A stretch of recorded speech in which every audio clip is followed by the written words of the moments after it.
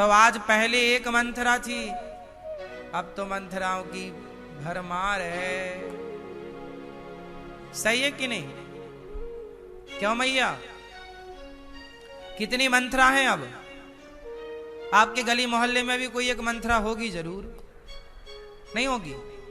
हाँ, पहले एक ही मंथरा थी पूरी अयोध्या में, अब तो हर गली मोहल्ले में परिवार में कोई एक दो मंथरा मिल ही जाते हैं।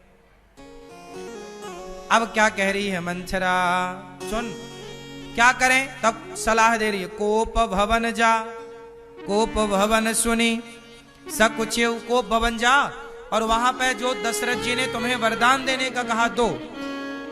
अब देखो क्या हुआ था कि दशरथ जी युद्ध करने गए थे एक बार, तो उनके रथ का पहिया निकलने वाला था, तो कैकई ने जहां पे वो लोहे की कील डाली जाती है पहिया को रोकने के लिए, तो वो कील गिर गई, तो कैकई मां ने अपनी उंगलियां डाल दी दो, और दशरथ जी युद्ध जीत गए। दशरथ जी ने कहा कैकई उंगली में चोट कैसी? बोले वो रथ का पहिया गिरने जा रहा था, आप युद्ध कर रहे थे, यदि पहिया गिर जाता तो आप घायल हो जाते और युद्ध हारने की संभावना हो जाती, इसलिए मैंने गिरने ना पावे इसलिए उंगली रख दी। तब कैकई मां से कहा दशरथ जी ने कि तुमने दो उंगली मेरी रक्षा में समर्पित की है, मैं तुम्हें दो वरदान देता हूं। कैकई तुम जो मांग लो आज मैं तुम्हें दे दूं, बताओ क्या चाहती हो? कैकई ने कहा भी जरूरत नहीं है, बाद में मांगूंगी। तो वही दशरथ जी के दो वरदान उधार थे। आज कैकई वही दो वरदान का याद दिला रही है कि आपने कहा था कि मुझे दो वरदान दोगे। अब मंथरा ने बता दिया कि दो। देखो ये सारी बातें मंथरा को पता थी। पति पत्नी की हर बात यदि तीसरे को पता लग जाए तो उसका लाभ जरूर ले ले सकता है गलत तरीके से, जैसा कि मंथरा को हर बात कैकई बताया करती थी। इसीलिए हम कहते हैं कि अपने पर्सनल बातों को किसी से शेयर ना किया करो, किसी से मत कहा करो, क्योंकि पता नहीं किस बात को कोई व्यक्ति कब किस तरह से ले जाए, क्या उसका फायदा उठाए, क्या उसकी बातें बनाए। इसलिए कितनी भी लड़ाई झगड़ा हो घर परिवार में, पति पत्नी की अपने परिवार में, किसी तीसरे को कहने की जरूरत नहीं। थोड़ा सब्र रखो, समय के साथ सारी बातें ठीक हो जाती हैं, रिश्ते भी अच्छे हो जाते हैं। पर कह देने से रिश्ते तो ठीक हो ही जाएंगे, पर कह देने से आपकी बातें लीक हो जाती हैं। हाँ या ना? अब कैकई से कहा कि जाओ तुम कोप भवन में चली जाओ, अपने गहने बहने उतार देना, बाल बाल फैला लो, दशरथ जी आएंगे तुम्हें मनाने तो तुम कह देना कि हमें दो वरदान दो। तो पहला वरदान तुम मांग लेना कि भरत को वनवास, भरत को राजा।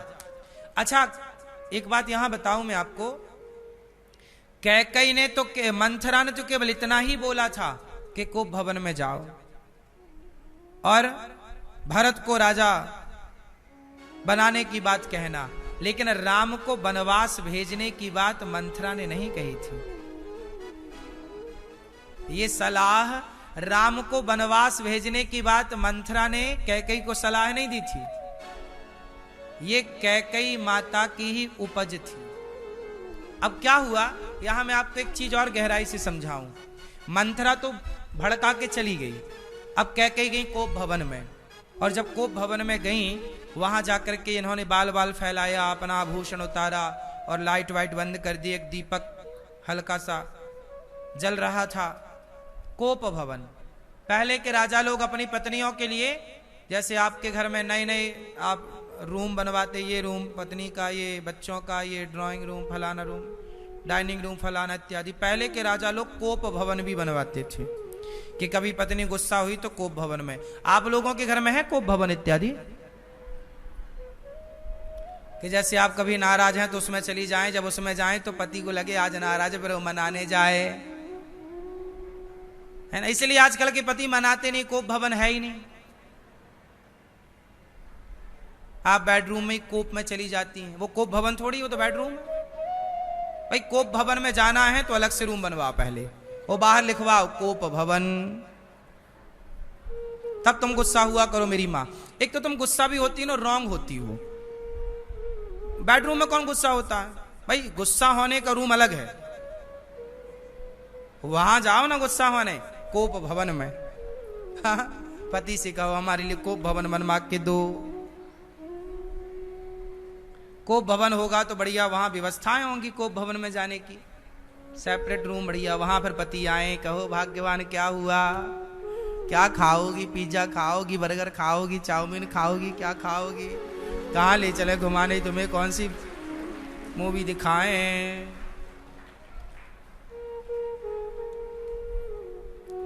तो कैकेयी माँ कहाँ चली गई? कोप भवन। आप जाती हो मैया कोप भवन में? नहीं जा सकते हैं?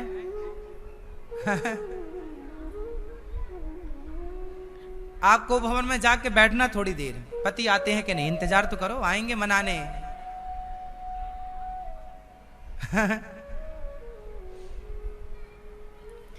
कोप भवन में चली गई। अब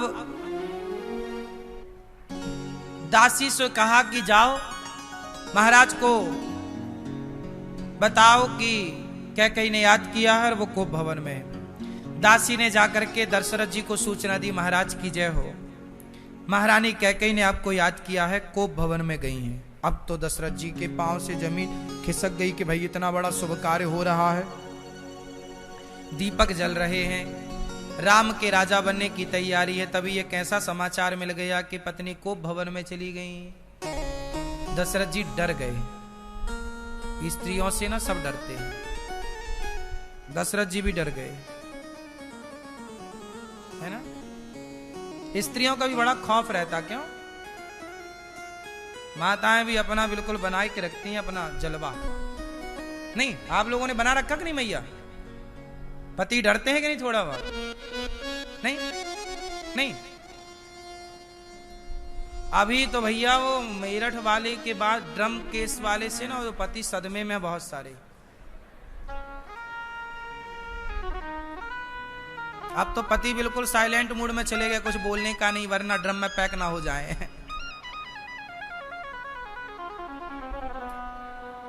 अब दशरथ जी की बारी है। उस जमाने का यही तो ड्रम था, और क्या। कलयुग का ये ड्रम और दशरथ जी के जमाने का कोप भवन। अब दशरथ जी डर गए कैकेयी मां को मनाने। कोप भवन सुनि सक चिउराऊ, भय बस अगहुड़ पर न पाऊ। दशरथ जी के पांव आगे नहीं बढ़ रहे हैं। जब सुना ना कोप भवन में चली गई तो आगे नहीं बढ़ रहे हैं दशरथ जी। सुरपति बसई बाहुबल जाके, नरपति सकल रहि रुखता के। दशरथ जी गए तो पूरा कमरा अंधकार से भरा था, हल्का सा टिमटिमाता हुआ प्रकाश, जुगनू सा। कैकेयी, दशरथ जी आवाज, कैकेयी कहाँ हो? कोई आवाज नहीं। कहाँ हो भाग्यवान? तब दशरथ जी ने जाके लालटेन को तेज किया, दीपक की बाती बढ़ाई और उसका प्रकाश बढ़ा। जब प्रकाश बढ़ा तो बाल बिखरे हुए दिखा सामने। दशरथ जी डर गए, ऐसा लगा कि साक्षात यमराज आ गए। सब है नरे सुप्रिया पही गयऊं, देखी दशा दुख दारुण भयऊं। दशरथ जी डरते डरते कैकेयी क्या हुआ? ये तुमने कैसी सगल बनाई, बाल फैलाए, और तुम्हारे आभूषण कहाँ हैं? किस लिए रूठी हो बताओ? दशरथ जी कैकेयी मां का हाथ पकड़ते हैं तो कैकेयी मां ने झटकार दिया। हाथ नहीं धरने दे रही है कैकेयी, हाथ नहीं धरने दे। दशरथ जी बोले क्या हुआ, क्यों नाराज हो, बात तो बताओ। हे सुमुखी, हे सुलोचनी, हे कमल नयनी। दशरथ जी देखो तारीफ कर रहे हैं। हे कैकेयी, हे गजगामिनी, तुम बहुत सुंदर हो, अपने क्रोध का कारण तो बताओ प्रिय, क्या हुआ, तुम क्यों नाराज हो? हे प्रिय, तेरा किसने अनिष्ट किया बता, किसके दो सिर हैं? यदि तेरा किसी ने अनिष्ट किया तो मैं किसका सिर काट दूं? आज्ञा कर, तू जो कहेगी वो करूंगा। तू कहे तो किसी को मैं राजा बना दूं, किसी को मैं रंक बना दूं। अब देखो दशरथ जी कह रहे हैं तू बता तो सही क्या हुआ। तू मेरा स्वभाव जानती है, राम की सौगंध खाता हूं कैकेयी। राम शपथ सत मोही, 100 बार मैं राम की शपथ खाता हूं, तू जो कहेगी मैं वही करूंगा। पर तू अपने क्रोध का कारण तो बता, तू गुस्सा क्यों है। राम राजा बनने वाले हैं, तुमने ही तो कहा था कि राम को राजा बनाओ। क्या बात है तुम इस अच्छे समय पे गुस्सा हो। यह सुनी मन गुनी शपथ बड़ी, बिहसी उठी मति मंद। जब दशरथ जी ने 100 राम की कसम खाई, अच्छा मंथरा ने यह कहा था कि जब तक दशरथ जी राम की कसम ना खाएं तब तक तुम मानना ना, क्योंकि दशरथ जी राम की कसम यदि खा लेंगे तो फिर उसे पूरा जरूर करेंगे। अब भूषण सजती बिलोक, अब कपड़ा पहन रही है कैकेयी मां, कपड़ा पहन रही है, आभूषण पहन रही है, बाल बाल सवार रही हैं और मुस्कुराने, थोड़ी मुस्कुराहट आई चेहरे पर, स्माइल। दशरथ जी को लगा बात बन गई।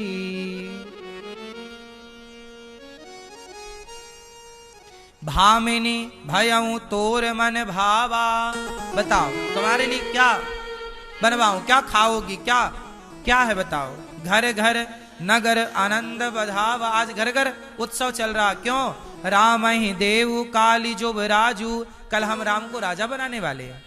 तुम कहती थी ना कि राम को राजा बना, तुम्हारी बात मान ली।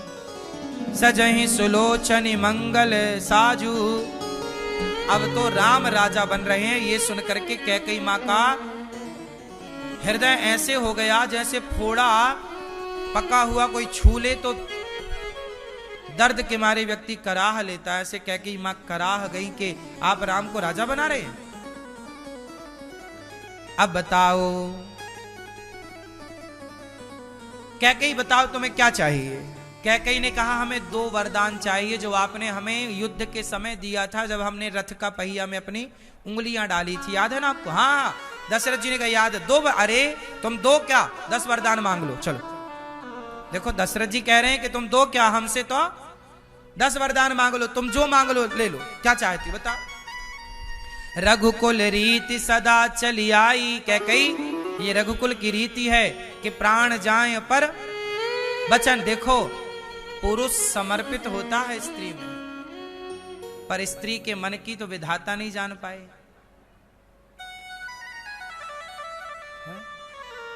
इसी को कहा है त्रिया चरित्र। क्या है ये त्रिया चरित्र। स्त्री यदि अच्छी है ना मेरी मां, तो वो बहुत अच्छी है। मैंने एक दिन कहा था कि यदि वो बुरी बनने पे आए तो फिर उससे बुरा कोई नहीं हो सकता। हाँ या ना।